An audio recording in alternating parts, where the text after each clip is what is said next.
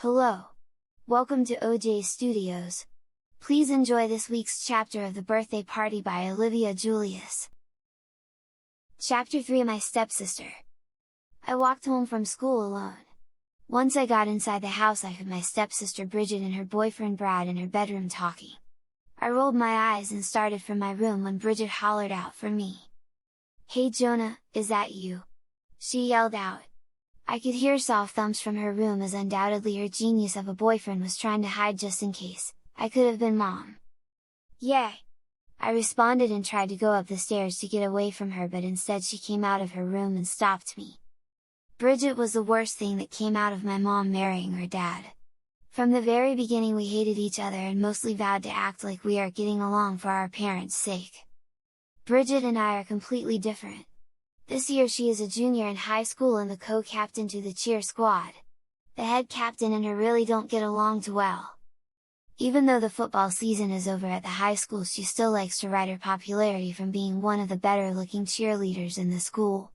With that, every month she seems to get a new boyfriend in from the football team. This month's model is Brad Clueless Wilt. Just between you and me, he is without a doubt the dumbest one yet.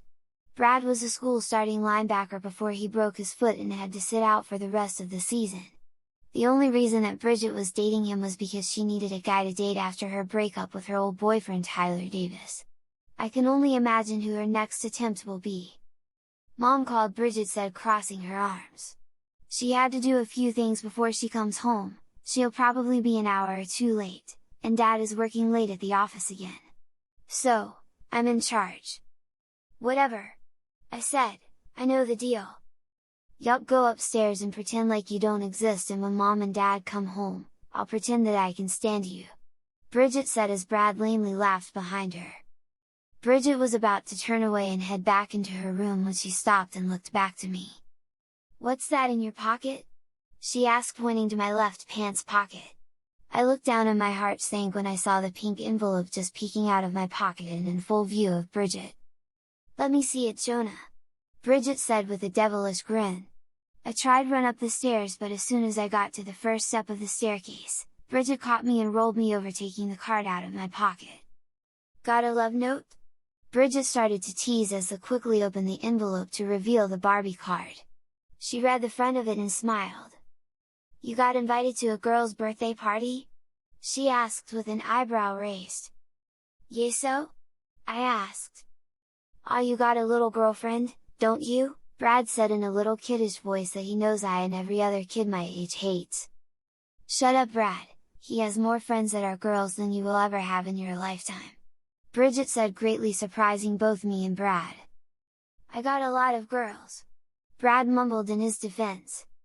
Ignoring him, Bridget opened the card and read inside out loud, before suddenly stopping in the middle. "Wait, what is this best dress contest?" Bridget asked, turning around the card. I shrugged my shoulders and tried for a convincing I don't know look. But Bridget could see right past me. "Tell me or I'll destroy this," she said, taking the top, acting like she's going to tear it in half. "It's a contest for the girls," I said quickly. "Emily told me the only way I can enter it is if I wear a dress." Bridget handed me back the card as she and Brad started to laugh. I quickly took the card and shoved it back into my pants pocket. "You should do it!" Bridget exclaimed while still laughing. "You can even borrow one of my dresses," she continued. "No thanks," I said before going up to my room, and after making sure that I wasn't being followed, I closed the door and locked it. Both Bridget and Brad's laughter were still audible with the door closed. I finally had to drown them out with the music from my radio. A half hour after I left Bridget and Brad, I heard a knock on the door. Thinking that it was either Mom or Dad, I quickly shut off the radio and the game I was playing and opened the door. To my surprise, it wasn't Mom or Dad but Bridget, who forced her way inside. "What do you want?" I asked. "This is my room, no girls allowed." Bridget snorted a little and walked over to my bed. "Really?" she asked, sitting down. "I bet you'd change your mind if Emily was here." "That's different," shot back. "Don't worry, little brother, I come in peace," Bridget said, putting her hands up. She patted the spot next to her on my bed, motioning to me to sit down with her. I carefully walked over to her and instead of sitting on the bed like she wanted me to, I instead sat in my computer chair. "What do you want?" I sighed. "To help you," she said. "I saw how you looked at me on the staircase. When I asked you what the best dress contest was about, you practically told me wordlessly that you wish that you can take part in it." "No, I didn't," I said defensively, but Bridget just rolled her eyes. "Jonah, I was able to tell my birth mom was lying to my dad about her cheating when I was your age. Trust me, I can still tell when people are lying to me now." I took a deep breath and looked toward the doorway. "Where's Brad?" I asked.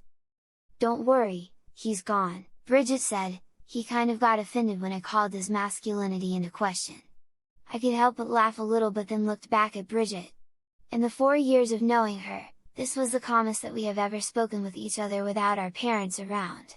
I wondered how long this would last, or even if she had an alternative motive to helping me. "Yes," I finally said, breaking down. "I do wonder what it would be like to wear a dress, and I do kind of want to take part in Emily's best dress contest." I looked over to her, preparing her to burst out laughing, but instead she just smiled and got up from my bed. "Then come on," she said, holding her hand out to help me get up from the chair.